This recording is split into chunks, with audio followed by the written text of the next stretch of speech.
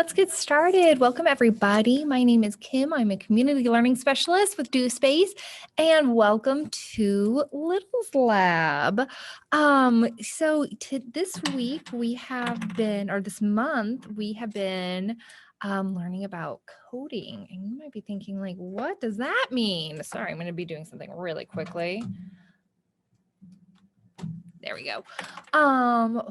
What is that? So if you joined us last week, you might remember that coding is kind of like, it has to do with computers, right? So maybe the computer that you're watching this stream on, or maybe maybe if you have a tablet like an iPad or a smartphone, all of that is, you can do everything on there because of what's called code.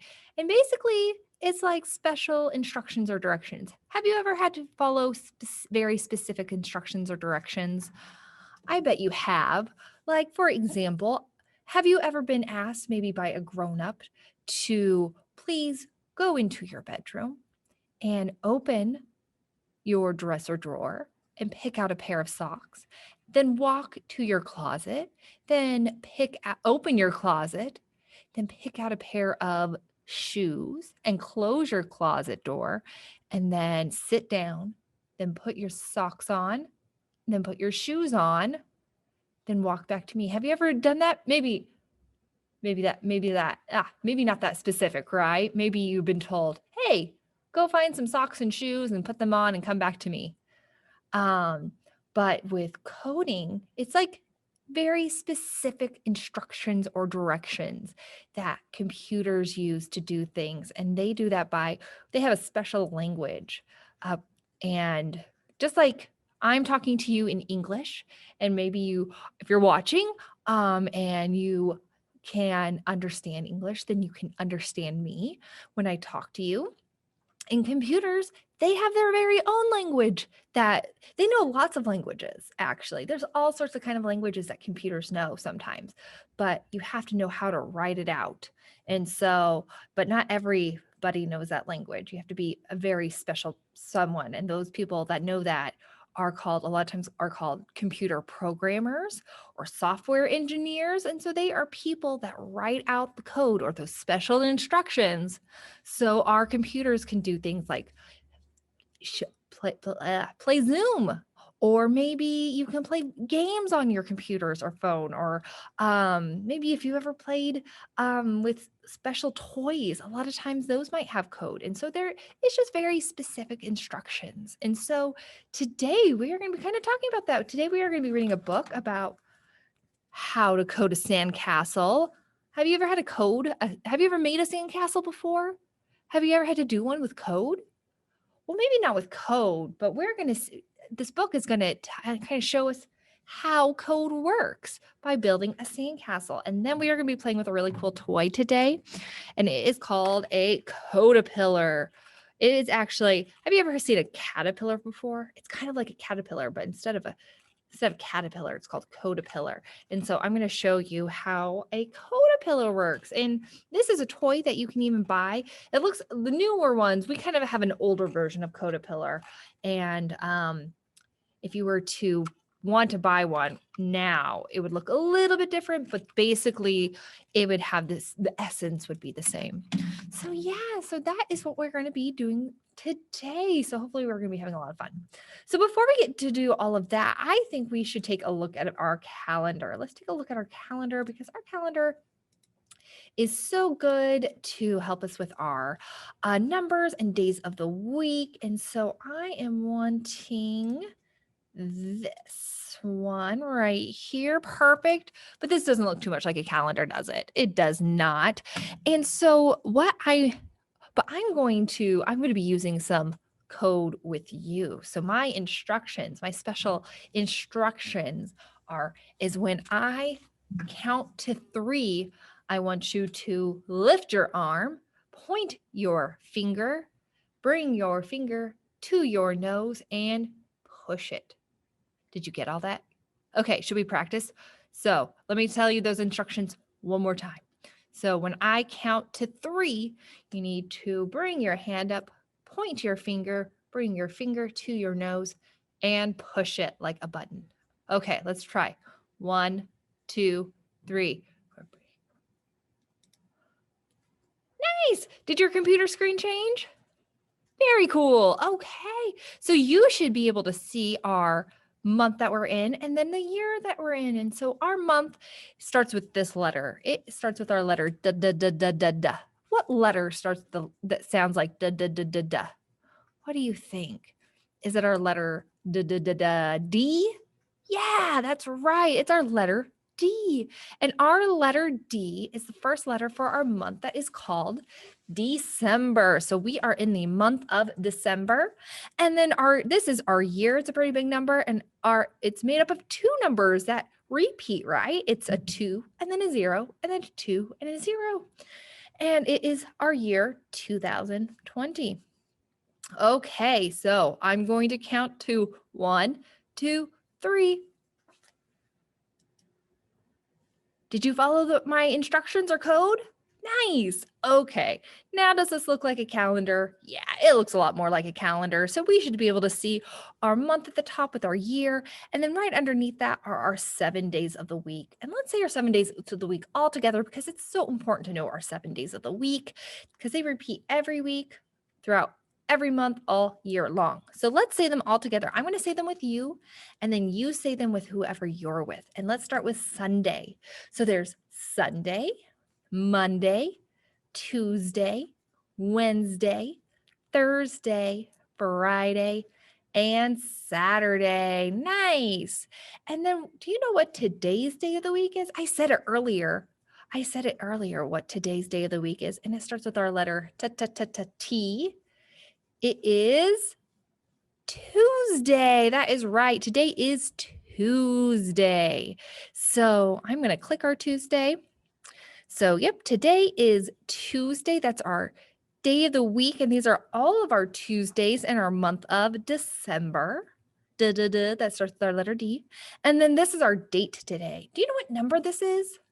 What number is this?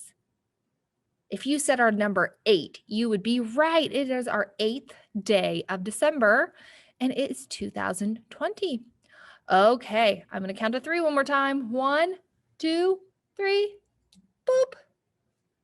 Did you follow my code? Very good. Okay, I need to put our Tuesday back where it needs to go with our days of the week. And I need to put our 8th day of December back with our purple star. Okay, last time to follow our code. 1, 2, 3. Good job. Okay, so this is our month of December, and we have little pictures or icons on our kind of special days this month. And a lot of our days are holidays, So let's talk about some of these days. So our first one is on Thursday, December 10th. So just 2 days from now is the very first day of Hanukkah. And it is a Jewish holiday where there are 8 days of Hanukkah. And yes, and every day, this is people who are Jewish, they celebrate Hanukkah. And if you celebrate Hanukkah, then on every day you light a candle and you might get little gifties. You might give and receive little gifties. Do any of you celebrate Hanukkah? So yeah, that's going to be starting on Thursday, December 10th. And then our next one isn't so much of a holiday, but just a special day. It's on Monday, the 21st, December 21st. And it is our winter solstice or our first day of winter. So what season are we in right now? We're in the season of fall, right? We are in the season of fall. It might feel like winter. It's pretty cold outside. It might feel like winter, but it's not quite winter yet. It's not going to be officially winter until Monday, the 21st. And then it's also the winter solstice. What does that mean? What does the winter solstice mean? Well, that means it's the shortest day of the year.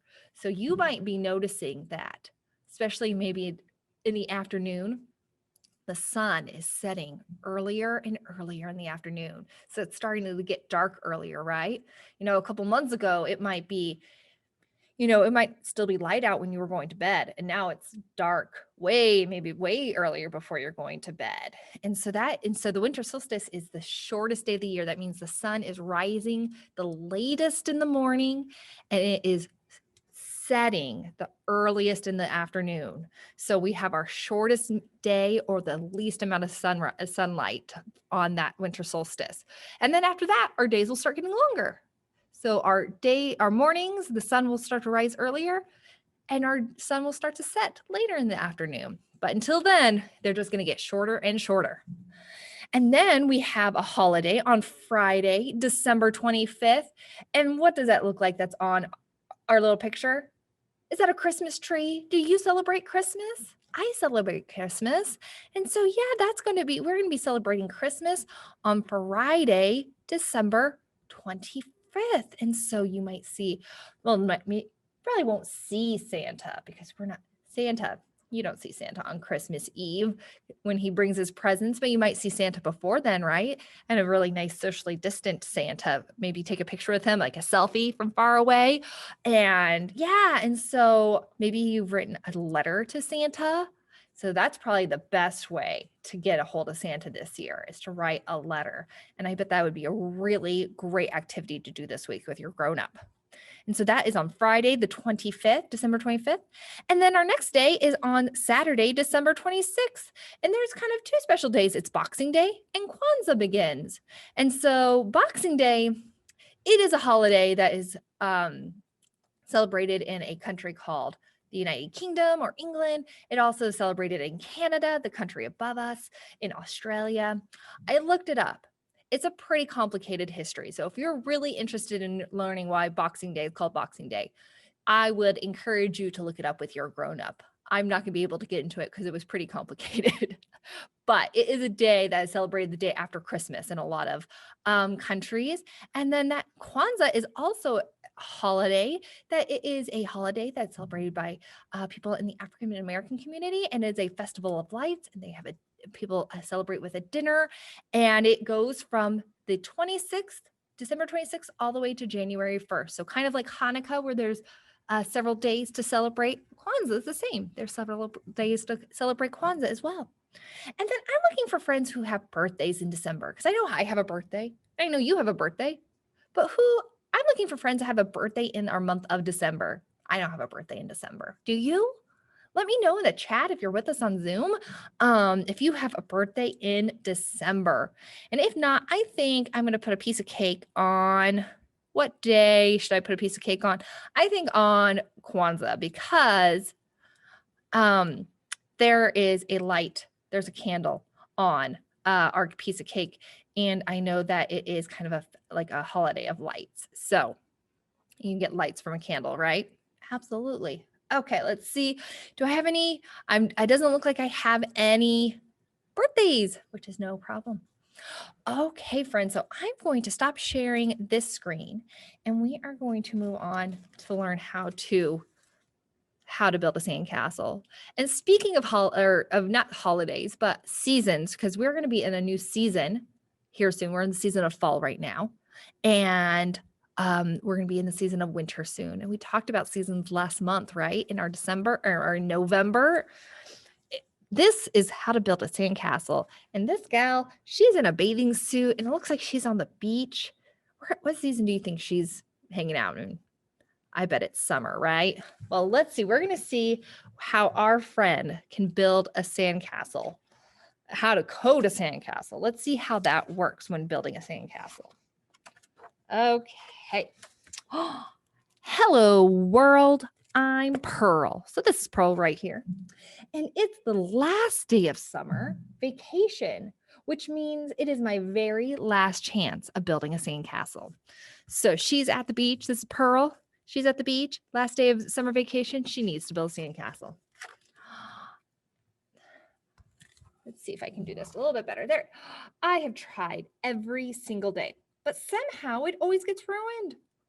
My first one, the first came the flying saucer. What is that actually? What is that? Is that a flying saucer? It looks like a Frisbee to me. And then there was a shark attack. Is that really a shark? No, I think that is a surfboard because we have a surfer on there. And maybe worst of all was the moat that Ada Puglace added. This is a little pug. What's our pug doing? Our pug is going potty on her sandcastle. Oh my goodness. Not a great way to build a sandcastle, right? But today I've got the perfect plan. I brought my trusty rust-proof robot Pascal. This is Pascal. And Pearl says, "Say hello to the world, Pascal." And Pascal says, "Hello, world." That's my robot voice. He'll do whatever I tell him as long as I tell him in code. It's not a secret code. It's a special instructions that computers understand. And so Pearl's saying, "Now build a sandcastle, Pascal." And he's just hanging out and hanging out and hanging out. Did he build a sandcastle? No. I guess he doesn't know how to do that. But a coder takes one big problem and breaks it into several smaller ones. If I give Pascal enough instructions that he does know, he'll build the sandcastle in no time. It'll be easy. So instead of one big instruction like go tie your shoes, it's little instructions like go get your shoes and then do something, the instructions of tying your shoes. That was a bad example. So small problem number 1. We need to find a place to build. So she says, "Pascal, find a flat spot away from dogs and frisbees." And so Pascal went into the parking lot. That's a flat spot with no dogs or frisbees around. And she said, "Too far." Oh, that's too far. So we need better instructions. I guess I need to be very specific with my instructions. So Pearl says, "Pascal, find a flat spot on the sand that isn't too close to the water." This isn't as easy as I thought, but at least we have a place to build. Okay, so Pascal found a place in the sand, not in a parking lot, but that's not too close to the water because we don't want a wave to wash it away, right? Okay, let's see what our next. Small problem number 2. We need to gather up sand. So now we'll need a huge pile of sand. It's very important to tell Pascal everything in correct sequence. And that means in the right order, right? Things have to be in the right order. You can't put your shoes on and then your socks on because then your socks would be out like over your shoes. And is that the right way to put on socks and shoes? No. You put your socks on first, then your shoes. So same with this, we have to have it in the right sequence or order. So let's see what the right order is to build a sandcastle. So the first one is fill the pail with sand. Dump the sand on our spot and pat down the sand.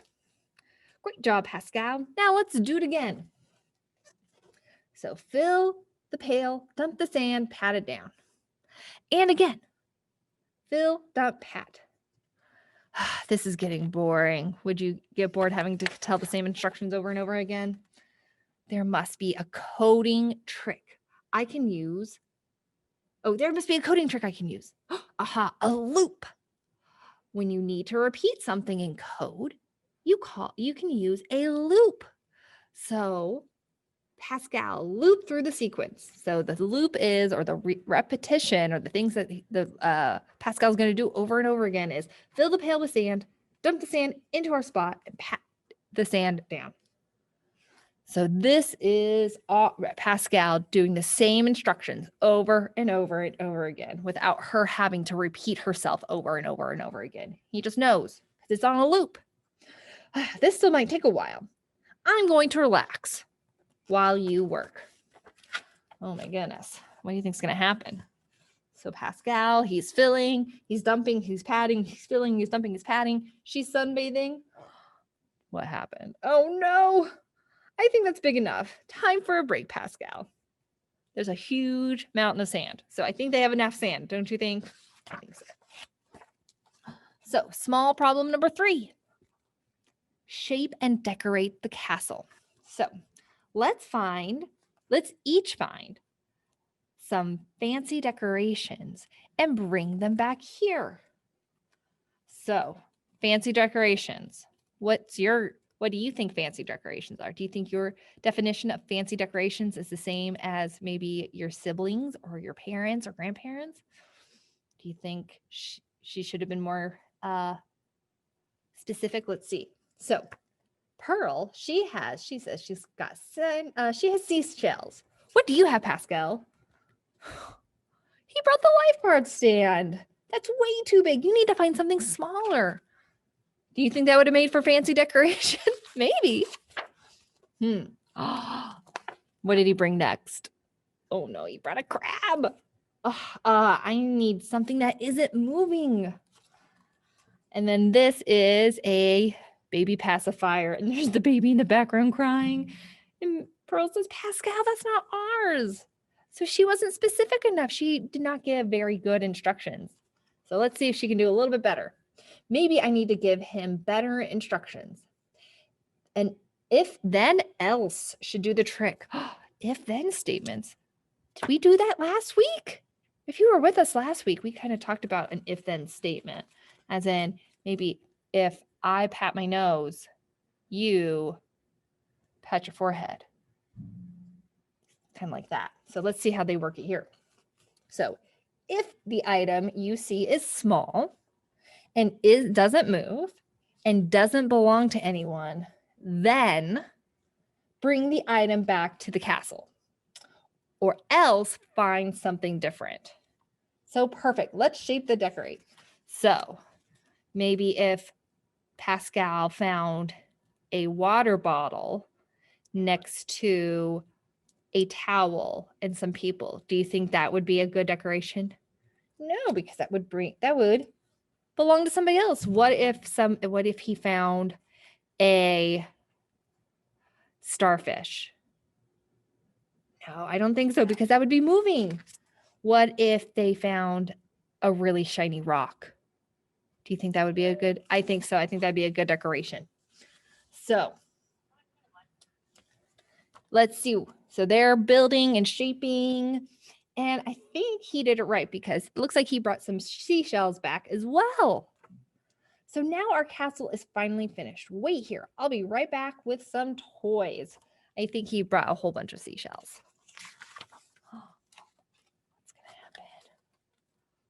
What's happening to their sandcastle? Oh, are you ready to play? Oh no, what happened? Of course, it's high tide in our castle. It's all gone. Oh, and little Ada Puglace, she's trying to tinkle again on their castle. That is a silly pug. And Pearl's so sad. She's saying, go ahead, P. You can't make a moat today. And she says, wait, a moat. Do you know what a moat is? So a moat it's like a ring around a castle that's filled with water to help protect it. So that's what they're going to do. A moat would have protected the castle from the tide. If only I had thought of a moat earlier. I took half the day to figure out how to code a sandcastle. But hold on, I already wrote the code to build a sandcastle. I can easily use all the code again. So instruction number 1, find a place to build. So now Pascal knows the instructions for that. So he's going to find a place. So gather up stand. And he knows the instructions for that. That was the loop, right? Fill the pail with sand, dump the sand, pat it down. Okay. Next instructions, shape and decorate the castle. And that's when he found all the decorations, right?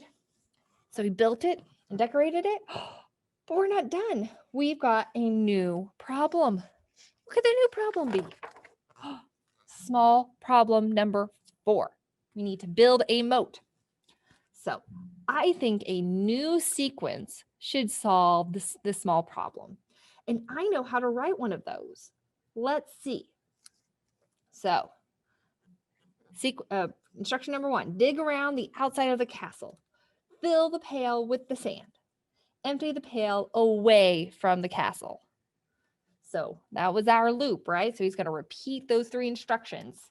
Dig around the outside of the castle, fill the pail with sand, dump the sand away from the castle. That's our loop. And we need to repeat this until we're all gone around the castle. I know, another loop. So I think that is what Pascal did. And Pearl says, that's enough, Pascal. Hooray! Our sandcastle is finished and safe from the ocean. Let's play. Hey, Pascal, now that we know how to code a sandcastle, we can code an entire kingdom. Look at that. They built all sorts of sandcastles. Pascal helped build all of these sandcastles, all by using those special instructions or special code. And it says, return the end.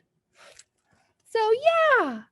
So a lot of times, code, like we said, code helps us with our stories or helps our computers, but we can kind of do code as well. Maybe this week you can follow a recipe and make some cookies or banana bread or some kind of something yummy.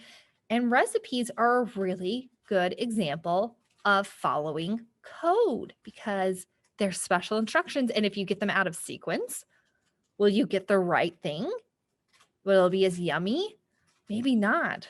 So like what if you mix the eggs and then the flour and then you bake it and then you add the sugar?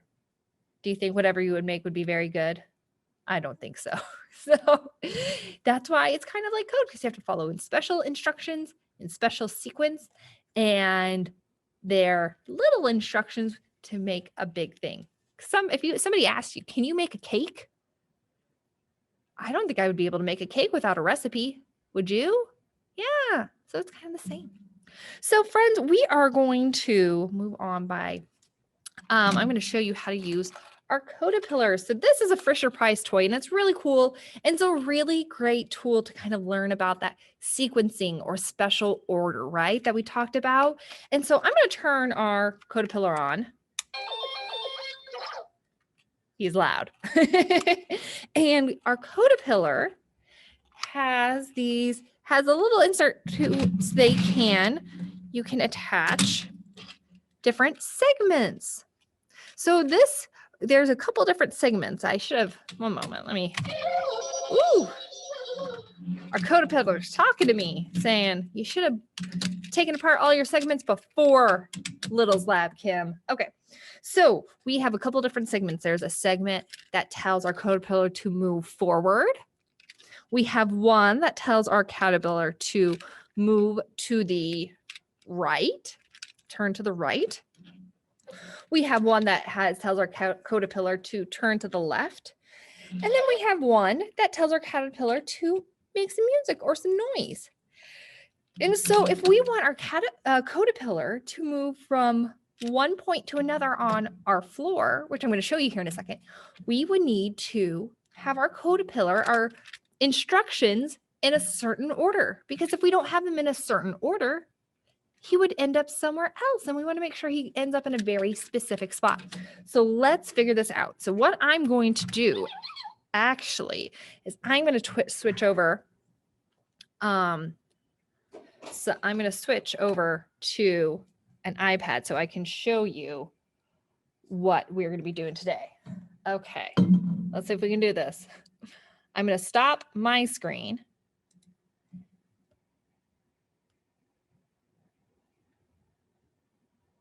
And start this one. So, oh, you should see me, but I need to turn this the other way so you can see. Okay, excellent. So this is what we're going to do. I'm going to put our Codapillar right here. And so we need to get our Codapillar all the way over there. Do you see that red spot? That's our red spot where we need to go.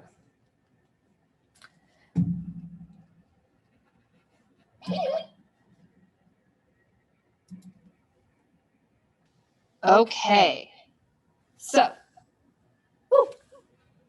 you still see it. That's okay.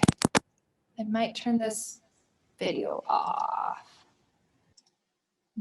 Okay, so I think you should still be able to hear me. Maybe not. I'll turn this one on because I don't think you can hear me through my iPad. Okay, so here's our Codapillar. We need to get to this spot. Hopefully you can hear me. I might be a little. So what we're gonna do is we're gonna add some segment. And the first one we're gonna add is the forward. So I think we need to move our Codapillar forward. So I'm gonna put this segment in. And I think we're gonna need our Codapillar to go forward twice. So let's have him go forward twice. And then I think he's gonna need to turn to the right. So we are gonna add this, or turn to the right. And then we're gonna add our last segment, which is our turn to the left. And then for fun, because we were successful, hopefully, we're going to add our segment that makes noise. Okay, let's see if we were successful. Let's see if we were successful in coding our Codapillar. I'm gonna, on the count of 3, I'm gonna press this button. 1, 2, 3. Did I turn it off?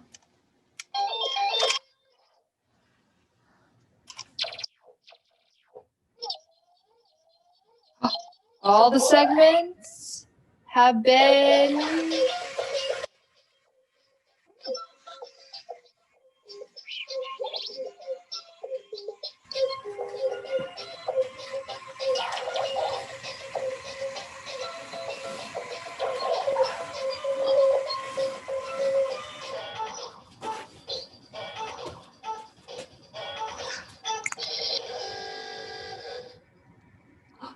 friends, we did it!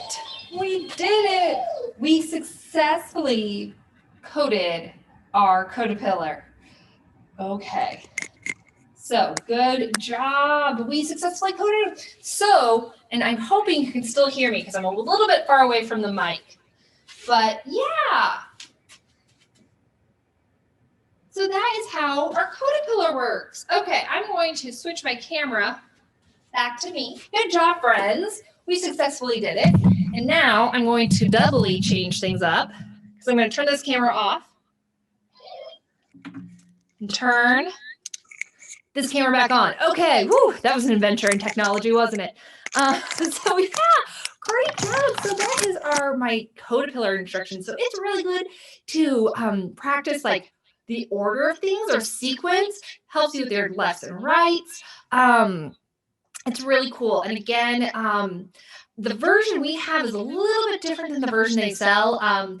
We have kind of an older version, but the version, I was looking it up right before because I knew that they kind of switched things up.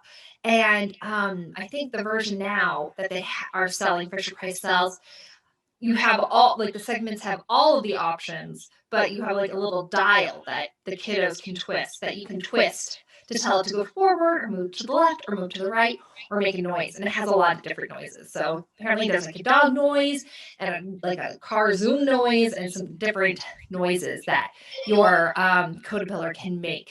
And so, and it's pretty inexpensive. So, which is always a nice for a learning toy. So yeah, so friends, thank you so much for joining me for Little Spot today.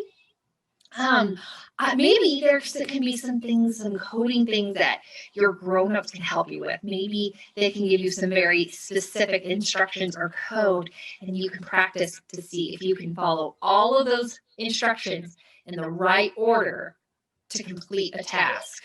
Do you think you can do that? I think that sounds like a really fun activity for you and your grown-ups to do. And siblings can help, and you can have all sorts of fun with it. So yeah, so next week I'm going to be showing you our Bee-Bot, and then we're going to be playing, I'll be reading another story called Dolly. So it's going to be a lot of fun. So thank you for joining me today, and I hope you can join us next week for Little Fab.